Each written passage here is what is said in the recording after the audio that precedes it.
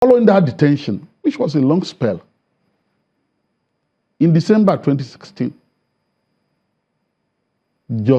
Honorable Justice Gabriel Kolawole ordered that Sheikh El-Zakzaky be released from illegal custody and that he be paid 50 million naira damages. And that because his dwellings, his houses, their worship centers have been demolished, the government should provide houses for them. What did the government do? Did the government obey that order? No. And after a long while, given the agitation of the members that he be released, the government cynically, in my view, charged him to court. And you know, we cannot discuss the court issue. You know, that's off limit on air. But that's what the government did to stave off the agitation for their release. And the Minister of Information cynically told Nigerians that, yes, he was being put in protective custody. So, in a way, and this is my submission, what the military is doing, the military wouldn't have been doing it. There appears to be a proxy war.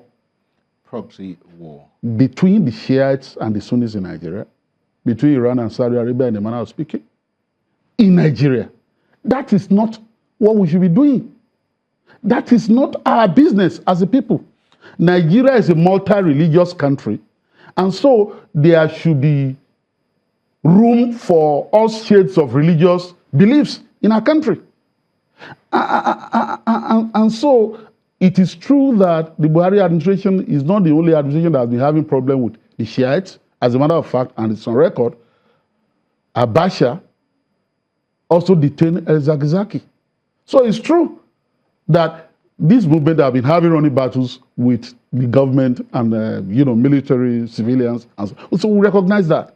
But the point I'm making is that if you look at the Abuja crisis, people claim that they wanted to protest, they wanted to march as part of their religious rituals. So what's the problem with that? If they are not armed, if they are not disruptive, if that's what they want to do, because they operate in Nigeria, and if they're violent, they will lose public sympathy. They know that. So what do? The Federal Road Safety Commission people that are all over the place in our cities, checking papers and congesting traffic where there should be no traffic, should have been deployed there, meet with them 3 weeks before these matches.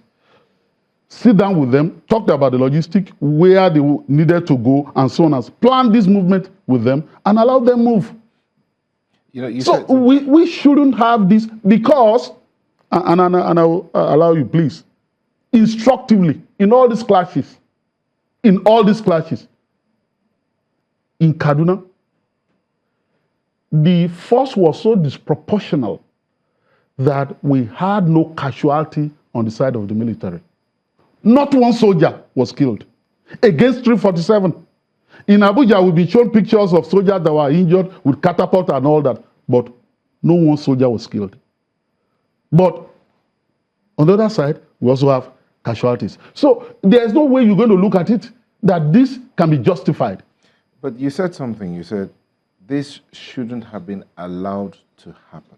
Yes. What could have been done to ensure that it doesn't happen besides deploying the road safety? Because this is a civil environment.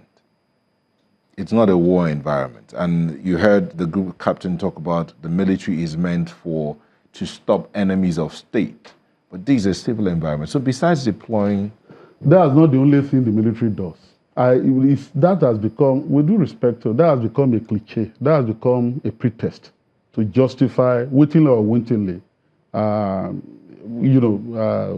of the killings that we've recorded. How the military are trained to kill. They are trained to see the other person as the adversary or the enemy. There is no friend. So they are armed with Kalashnikov, AK-47 or AK-49. So they are not armed with tear gas canister or water cannons or whatever. So they are bound to kill anyway. No. During disasters and emergencies, the military don't kill people. They help people.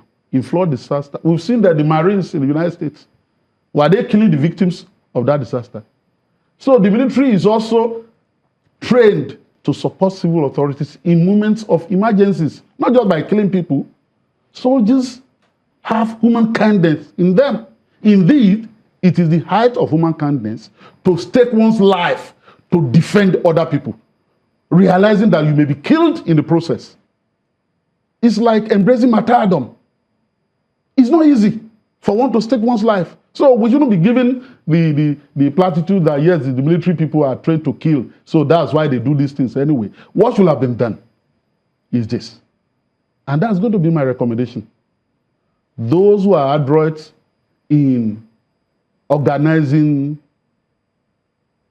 peace, in bringing warring parties together in Nigeria, and they know themselves, whether they be in Supreme Council for Islamic Affairs or JNI or the Catholic Conference or Anglican Church or Pentecostal, they should step in and say, hey,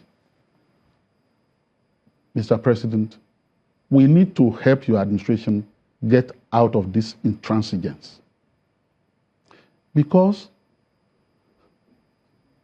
stubbornness is no courage, and obstinacy is no principle. This fight is not going to go on. People are dying. So let's broker some kind of truce. And that doesn't mean that your government is weak or the Nigerian military is weak. So what should happen? All right, just hold your thoughts there. We'll take a moment. When we come back, we'll also look at those who are giving the orders, because the soldiers won't fire a gun